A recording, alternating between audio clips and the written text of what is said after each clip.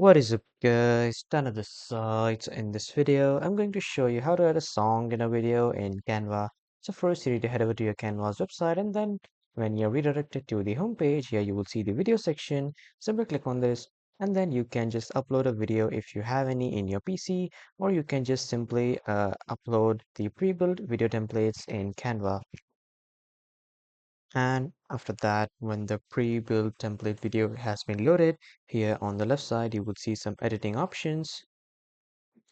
So from these options, you need to click on apps, and after clicking on apps, you need to scroll down a bit until you see the audio.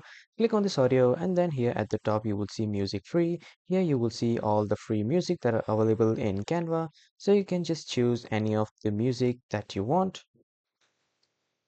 And after choosing the music track, you need to click on it once, and then here you will see the music has been added in the timeline, and then you can just simply save and share it. So that was all for this video, everyone. Thank you for watching.